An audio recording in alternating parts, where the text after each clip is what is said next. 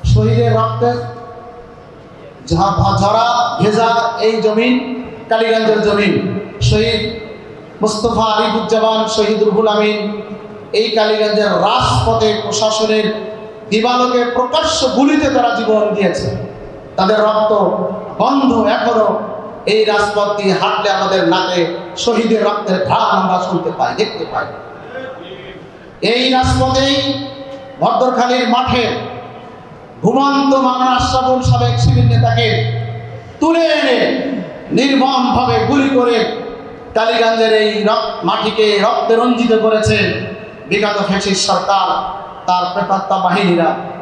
বাংলাদেশের এই দক্ষিণ পশ্চিম এলাকার এই সাতক্ষীরা সুন্দরবন ঘোষিত এলাকার সাতক্ষীরার নির্মম ইতিহাস বিগত প্রশাসন সাতক্ষীরা শহর শাখার সেক্রেটারি কালীগঞ্জের কৃতি সন্তান শহীদ আমিনুর রহমানকে প্রকাশ্য দিবালোকে পায়ে বন্দুকের গুলি ঠেকিয়ে, বুকের উপরে বন্দুকের গুলি ঠেকিয়ে প্রকাশ্য তাকে হত্যা করে শহীদ করা হয়েছে।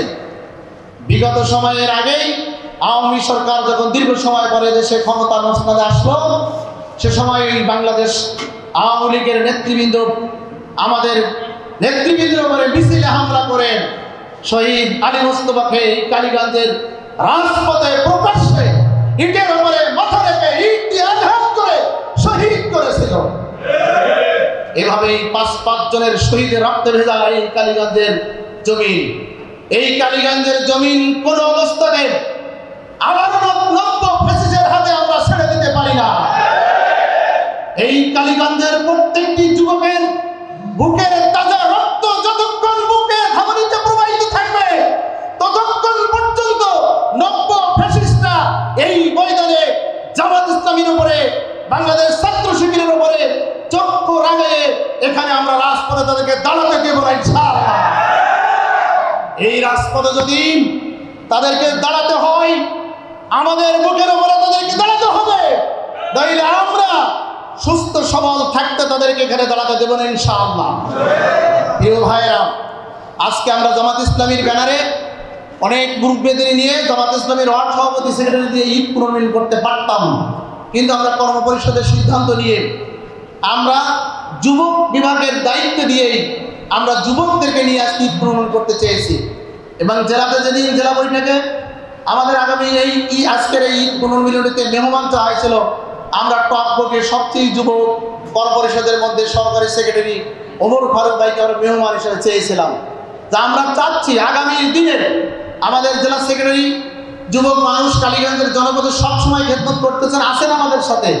আমরা যদি আগামী জাতীয় সংসদ নির্বাচন সহ রাজনৈতিক ময়দানে কালীগঞ্জে একটি বিপ্লব করতে চাই, কালীগঞ্জের রাজনীতিকে ধরে রাখতে চাই, কালীগঞ্জের রাজনীতিকে ইসলামের অনুকূলে নিতে চাই, তাহলে এইরকম তরু তাজা যুবকদেরকেই সামনে দাঁড়াতে হবে। ঠিক কিনা বলেন?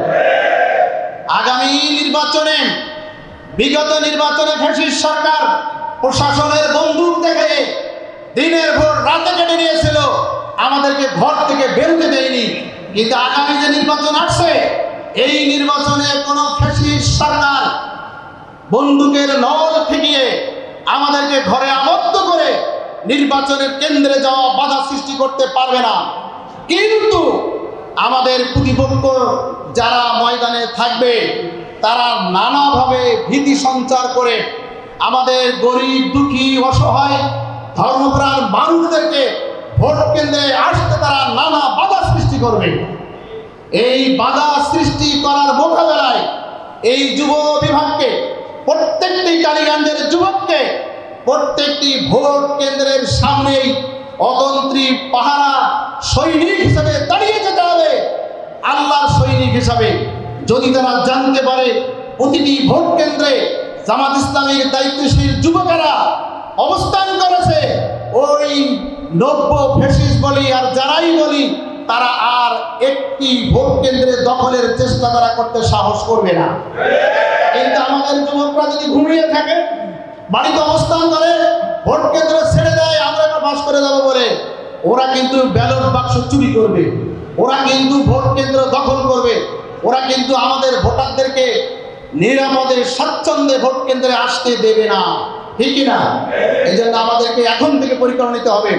আমরা বলেছি দায়িত্বশীলদেরকে প্রত্যেক ভোট কেন্দ্রে 201 জন করে এরকম তরুণ তাজা যুবক বাছাই করে ভোট কেন্দ্রের কমিটি গঠন করে এখন থেকে তাদেরকে প্রশিক্ষিত করে গড়ে তুলতে হবে, যাতে করে আগামী জাতীয় নির্বাচনের সকল ভোট কেন্দ্রে আমরা আমাদের বেষ্টনী তৈরি করে নিরাপত্তা দিতে পারি, ভোটারদেরকে স্বাচ্ছন্দ্যে এসে ব্যালট পেপার হাতে নিয়ে স্বাধীনভাবে ভোট দিতে পারে। যদি কালীগঞ্জের জনপদে, এই শহীদের রক্ত ভেজা জনপদে ভোটাররা স্বাচ্ছন্দ্যে নির্বিঘ্নে নিরাপদে ভোটের কেন্দ্রে যে ব্যালট পেপার হাতে পায়, অবশ্যই আমরা আল্লাহ তাআলার কাছে এই আশাবাদ, আল্লাহর কাছে দোয়া কামনা চাইতেছে, এই আশাবাদ ব্যক্ত করতে পারি, ভোটাররা ভোট দিতে সিদ্ধান্ত গ্রহণ করতে ভুল করবে না ইনশাআল্লাহ।